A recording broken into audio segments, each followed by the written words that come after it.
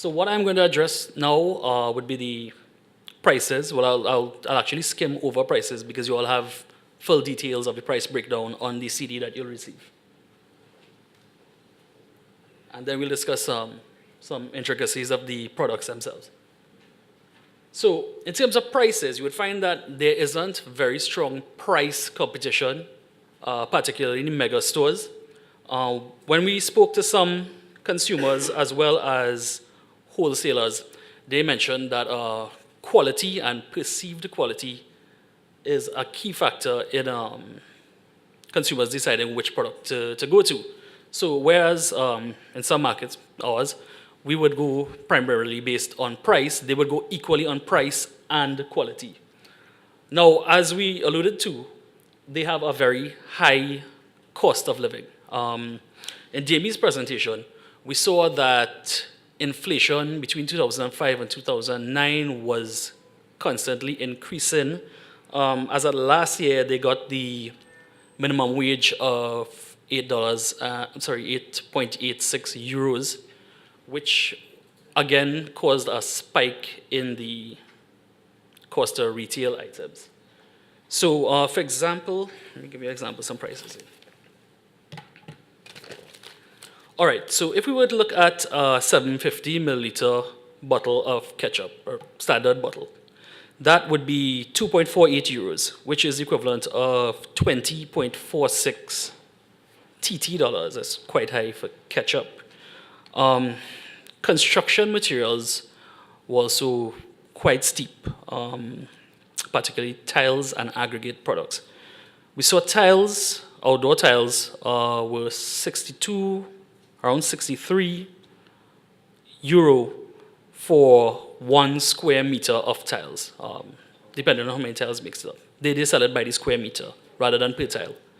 And that was around 63, which would work out to 520 TT for a square meter of tiles. So these high prices are something we could focus on, and we can know how to target our end price as we go into the market.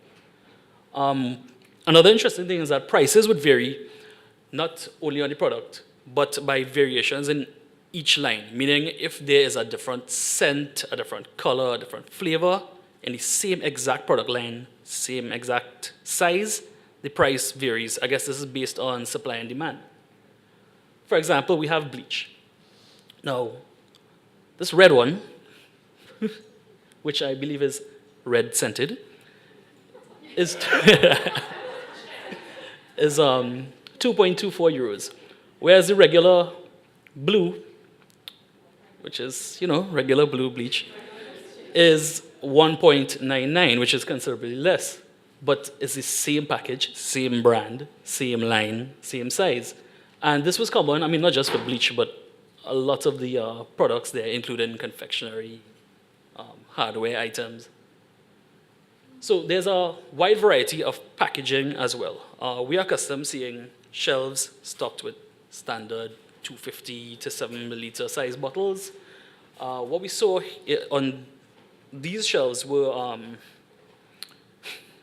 undulating shelves because there wasn't the actual standard size or shape much of the containers. A lot of them not typical to the TNT market. So what we have here is here's the pointer. Right. What we have there in the end is an 8-pack of Malta produced by Lorraine. Lorraine is the national brewery of Martinique. That's an 8-pack. Now we are accustomed seeing 6-packs. So it's a completely different shell that was used. Now, to Lorraine beer, there's a separate 6-pack package for a 250 milliliter beer. I think we used to have this once. Carib used to have a small beer. Well, this is still common on those markets. And they come in 6-packs as well. This is the standard 333 milliliter. Rum has some of the most interesting packaging I ever saw. This on the top here is actually a sort of gift box of rum. I guess if you want to present rum as a gift to someone. There are several bottles of rum in this nice package I could walk around. It's actually fashionable. Down here, we have Now listen to this. This is boxes of rum. This is 4.5 liters of rum in a box, like how you'd find box wine, kind of like that, but more. So it's cardboard on the outside. I know it's very exciting. There's cardboard on the outside. And on the inside, it's a sort of foil that would retain the freshness. So, I mean, while I don't think we have any rum producers here, we could look at the packaging itself as a product, because it's variant packaging. And we spoke to persons who, rum producers actually, who said they were still looking for variant sizes because they include them in tourist hampers, and they're looking for variant sizes still. They're not stuck to the 750 milliliter and 1 liter. All right. This is yogurt here. Normally you buy yogurt, I think like 4 in a pack. Here you get 16 in 1 pack. And the box and foil, large boxes, are not limited to just alcohol, because we see it for juice as well. So interesting is that the packaging is interesting on those packets. Now, with the different size packaging, you would wonder how you'll tell value for money. While we were in the grocery, I saw a small price next to the actual cost of the item. After going through the pictures, I came to realize that there's actually a unit price. So what they would do in the groceries, well, this is actually a bad example here because they're both the same size and the same exact price. But what they'll do on the shelf, when you get the photos, you can zoom in, you'll see it clearer. What they'll do on the shelves is that they would, the grocery would provide a unit cost for each item. So if you have a 3 liter and a 5 liter and a 5.52 or something weird like that, they will break it down by a 1 liter cost. So you could, if you want to compete, to look at the competition based on price, you can see it to the left. All right, a couple particulars about the products. Bleach, the chloric acid content that we saw was 2.6%, and our bleach is 5.26, which was interesting. This is liquid bleach.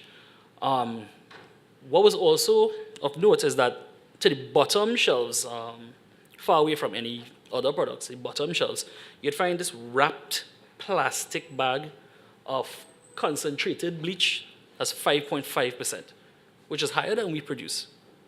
But generally it's 2.6. So that's something we should take into consideration. It might involve more diluting.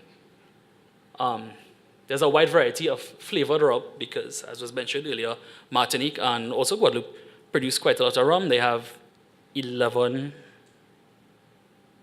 distilleries in Martinique, a few less in Guadeloupe, which is a lot considering the size of the population. But rum is something they take great pride in. It's something that's part of their history. And they're available up to sizes of 4.5, as we saw in those box and bag things. Now, garbage bags. There is a huge thrust in these regions for sustainable consumption.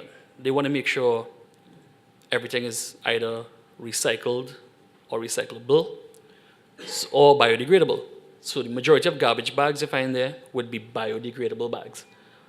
Just as well, the drink bottles are made from recycled material because we found for water especially, we found that the bottles were quite thin and they felt cheap. Only to realize when we read it, it was from like something like 50% post-consumer goods. So they take their recycling seriously, and I think that could be used as leverage for marketing. Tissues and bathroom tissues are very interesting in that they feel completely different to what we're accustomed to. They are thick, they feel closer to paper towels in thickness, but they're not, that's harsh, they're soft. But the majority of the tissues we saw, bathroom tissues, on the shelves were single-ply, thick tissues. There were two-ply as well, but the best sellers seem to be the single-ply, the thick single-ply. And that's, again, where the quality comes in to sell your product. What do we got here? Water. Now, with water, again, we looked at our bottles, and we saw in the nutritional content, we saw calcium and sodium, and we can understand how this would come from, purified water, because we don't see that. If you pick up a water bottle, it's zero across the board. What we came to realize is that they don't sell purified water in these markets, and there's no demand as such for purified water because they have spring water. They have a lot of access to well-developed springs and artesian wells. So most are natural spring water. Also with the water, you'd find that they were not just flat, regular water, but also, what do you call it? Sparkling water is somewhere between club soda and water.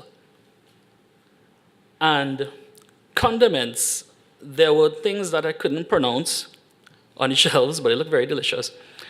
The ketchup looks standard. The mustard is very different. The mustard is French mustard. It's not yellow. There's no sugar in it. And it tastes closer to probably wasabi than mustard. So that's something we need to take into consideration with sauces, condiments, seasonings, etc. And finally, with clay products, as Davey mentioned, we went to a clay brick tile factory / theme park, which is really interesting. It's something they call industrial tourism, something we could look into. It was actually quite interesting. So anyway, so we saw some differences in the products, particularly with bricks. No, actually here we saw Trinidad products being sold as well. We saw tiles. But what we saw with these products, with these bricks, these clay bricks, the sizes are different because different sizes are preferred for different types of building and home construction. It's not the same 8 by 11 or whatever it is that we have. They mix and match like building with Lego blocks. And the number of holes in it you'd see also varied because we just took us up to 4 and 6. We have something like 20 here. So those are just subway differences. Now you'll be provided with a lot more photos of the products, and from there you could see the various nuances in the products. So that is where I end with the presentation on products.